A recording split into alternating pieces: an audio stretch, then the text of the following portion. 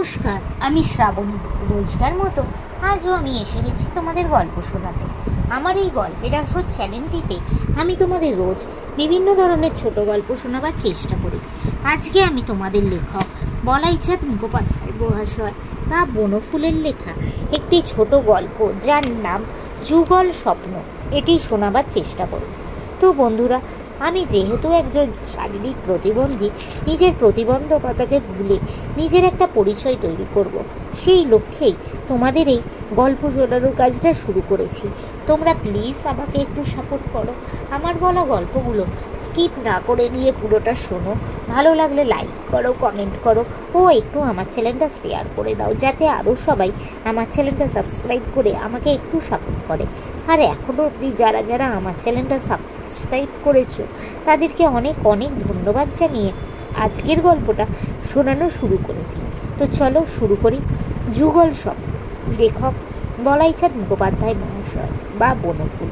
সুধীর আসিয়াছে, তাহার হাতে একটা ফুলশুদ্ধ রজনীগন্ধার ডাঁটা, চোখে মুখে হাসি, তাহার সমস্ত মন যেন পাখা মেলিয়া উড়িতে চাইতেছে।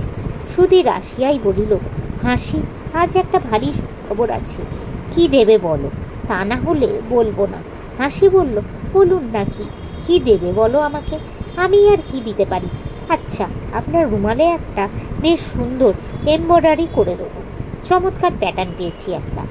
না, ওতে আমি রাজি নই, তবে কি চাই আপনার? চকলেট আছে, দিতে পারি। আমি কি কচি খোকা নাকি যে চকলেটে তুষ্ট হব?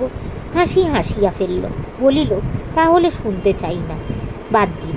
এমব্রয়ডারি করে দেবো বললাম, চকলেট দিতে চাইলাম, তাতে যখন আপনার। সুধীর বলল, চললাম তাহলে। হাসি আবার ডাকল, বলবেন না কিছুতে? একটা জিনিস পেলে বলতে পারি, সেই যে সেদিন যা চেয়েছিলাম বলিয়া সে অর্থপূর্ণ দৃষ্টিতে হাসির পানে চাহিয়া হাসিল। হাসি হঠাৎ লজ্জা পাইয়া সামলাইয়া লইল, বলিল, আপনাকে বলেছি তা হয় না। কিন্তু সুধীরের মুখের দিকে চাইয়া সে ভয় পাইল। সে শুনিল সুধীর বলিতেছে, মনে করেছিলাম খবরটা খুব লঘু হাস্য পরিহাসের মধ্যে দিয়ে প্রকাশ করব, কিন্তু পারলাম না, মাপ করো আমাকে। শুনে এলাম তোমার বিয়ে সাঁতরাগাছির সেই পাত্রটির সঙ্গে ঠিক হয়ে গেছে। বলিয়া সুধীর চলিয়া গেল। হাসি ডাকিল, সুধীর দা, শুনে যান। সুধীর আর ফিরিয়া আসিলাই। 2, অলকা আসিয়াছে, সেই অলকা যাহাকে একবার দেখিবার জন্য অজয় সমস্ত দিন অপেক্ষা করিত। কখন সন্ধ্যেবেলায় সে আসিবে। অলকা আসিয়া বলিতেছে, আচ্ছা অজয় দা, ইংরেজিতে পেট বলে কোনো কথা আছে নাকি? অজয় বলল, হ্যাঁ আছে, পেট মানে মাথা। সত্যি? অভিধান খুলে দেখো, পেট মানে মাথা।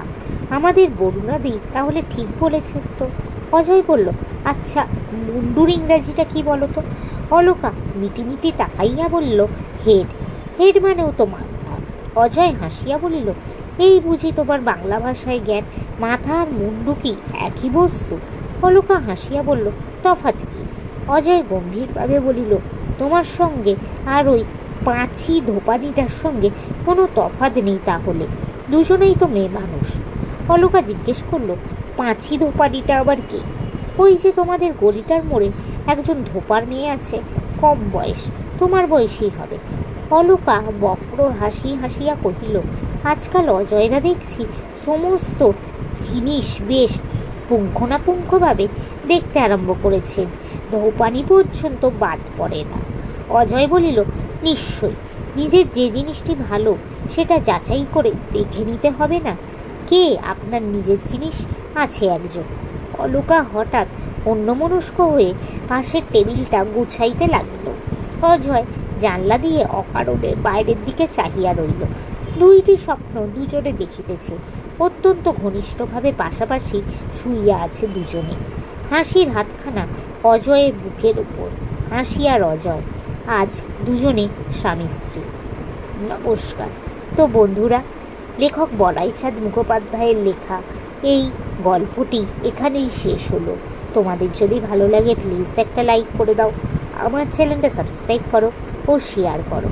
আজকের মতো আমি বিদায় নিচ্ছি। আবার আমি আগামীকাল চেষ্টা করব তোমাদের এরমই কোনো একটা ছোট গল্প শোনাতে। তোমরা প্লিজ প্লিজ আমাকে সাপোর্ট করো। আজকের মতো টাটা।